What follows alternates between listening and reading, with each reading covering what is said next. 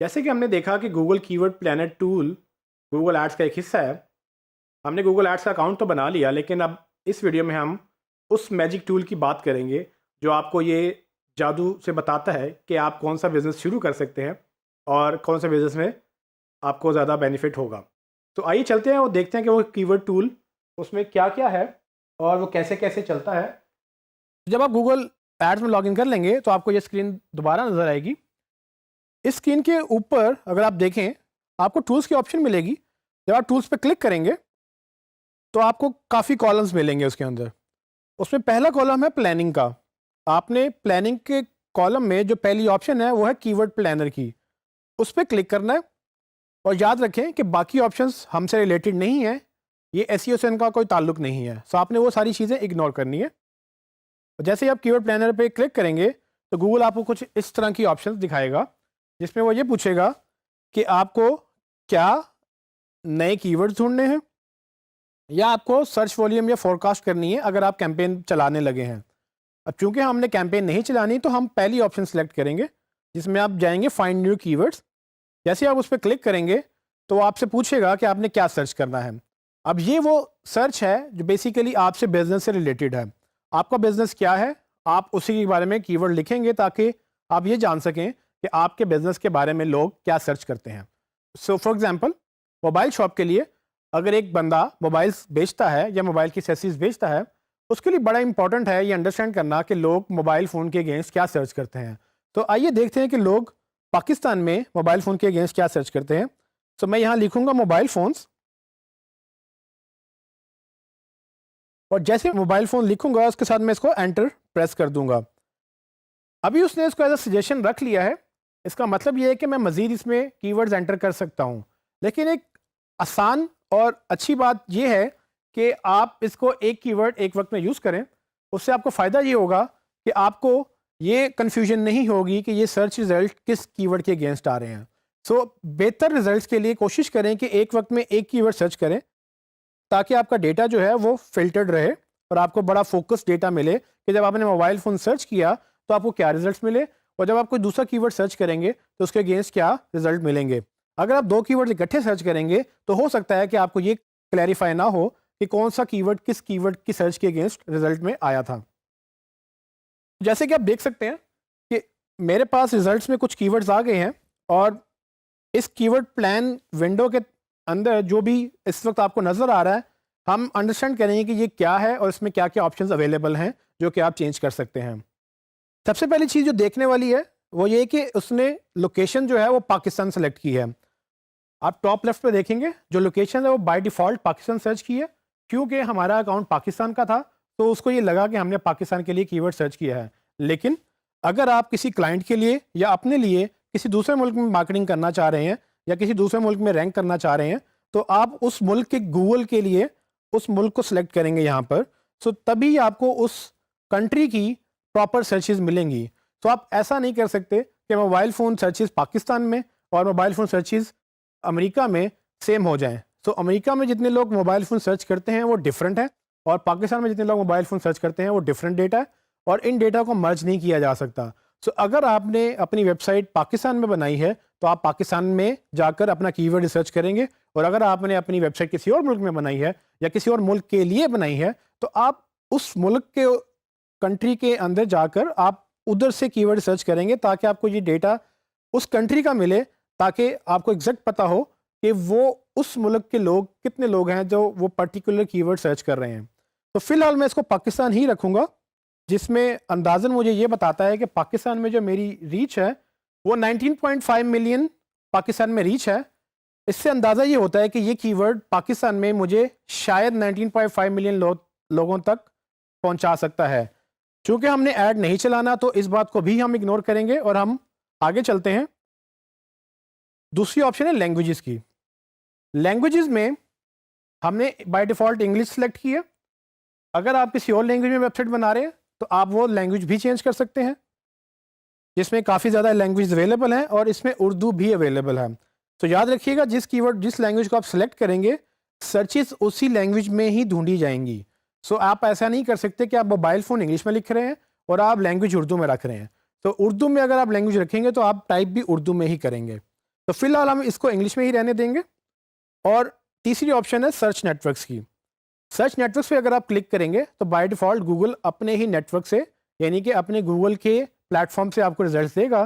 لیکن گوگل کے بہت سارے پارٹنرز بھی ہوتے ہیں جو گوگل کا سرچ انجن اپنی ویب سائٹس پہ لگاتے ہیں. تو اگر آپ کو ڈیٹا وسیع کرنا ہے, اگر آپ کو ڈیٹا کی ریچ وسیع کرنی ہے, تو آپ یہ کر سکتے ہیں کہ آپ گوگل پلس گوگل پارٹنرز کی آپشن سلیکٹ کر کے آپ مزید ڈیٹا حاصل کر سکتے ہیں. لیکن عموماً گوگل کا ڈیٹا کافی ہوتا ہے, یا گوگل کا ڈیٹا بہت ساری ویب سائٹس یوز کرتی ہیں جس میں وہ ان کو صحیح ریزلٹس مل جاتے ہیں. تو اس کا فی الحال ہم گوگل ہی رکھیں گے. تو آگے چل کے اگر آپ دیکھیں تو نیچے آپ کو کچھ کالم نظر آ رہے ہیں. اس کالم کو میں ایک ایک کر کے ایکسپلین کر دیتا ہوں. پہلا کالم آپ کو ملے گا جس کا نام کی ورڈز ہیں. اب یہ وہ کی ورڈز ہیں جو گوگل میں لوگ سرچ کرتے ہیں.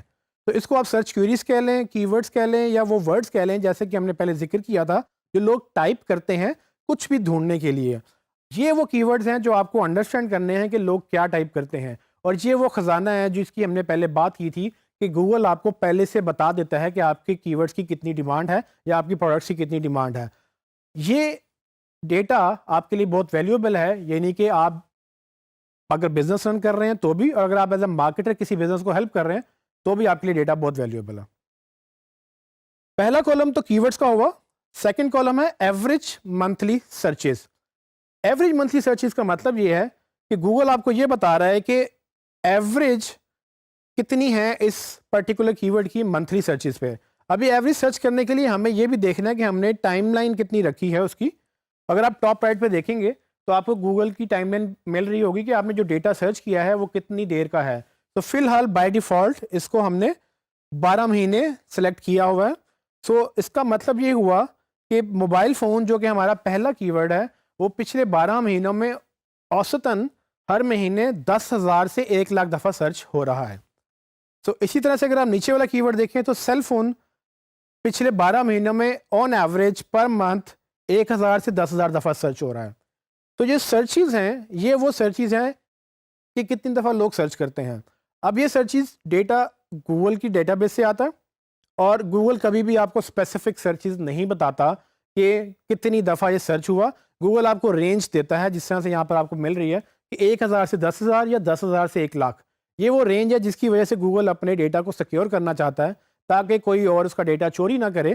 لیکن ہم مارکیٹرز کو اس کو دیکھ کر یہ سمجھ ضرور آ سکتی ہے کہ موبائل فون جو ورڈ ہے وہ 10,000 سے 1,00,000 دفعہ سرچ ہوا ہے, وہ اس سے بہتر ہے جو کہ سیل فون ہے جو کہ 1,000 سے 10,000 دفعہ سرچ ہو رہا ہے. تو جب ہم ڈیسائیڈ کریں گے کہ ہم نے اپنی کمپنی کا نام کیا رکھنا ہے, تو پاسبلٹی ہے کہ اگر ہم سیل فون رکھ رہے ہیں تو سیل فون کے ورڈ سے بہتر ہے کہ ہم موبائل فون رکھ لیں. تو اگر آپ کسی شاپ کا نام عثمان موبائل فون یا عثمان سیل فون رکھنا چاہتے ہیں تو دونوں میں سے جو بہتر ورڈ ہوگا وہ عثمان موبائل فون ہوگا, کیونکہ لوگ موبائل فون زیادہ سرچ کرتے ہیں سیل فون سے. تو یہ ایک مثال ہے جس طرح سے آپ کو یہ کی ورڈ ہیلپ کرتا ہے کہ آپ اپنی مارکیٹنگ کس طرح سے بہتر کر سکتے ہیں. نیکسٹ ٹاپک ہے کمپٹیشن. اور کمپٹیشن کے علاوہ جو ایڈ امپریشن جو باقی 3-4 کالمز ہیں وہ سارے کے سارے کالمز موسٹلی ریلیٹڈ ہیں گوگل ایڈس کے ساتھ. اب چونکہ ہم گوگل ایڈس رن نہیں کر رہے, لیکن پھر بھی میں آپ کو ایکسپلین کر دیتا ہوں کہ ان سے کیا فائدہ ہے. ہمارے لیے ایس ای او کی حد تک کی ورڈس اور ان کی سرچز زیادہ میٹر کرتی ہیں.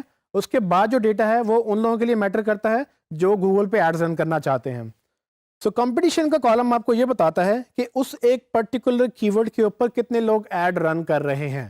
سو اگر آپ کا کبھی دل کرے کہ آپ نے اس پہ ایڈ رن کرنا ہے گوگل ایڈس کے تھرو, تو آپ کو یہ اندازہ ہو جائے گا کہ کس کی ورڈ کے اوپر کتنے لوگ آلریڈی ایڈورٹائز کر رہے ہیں.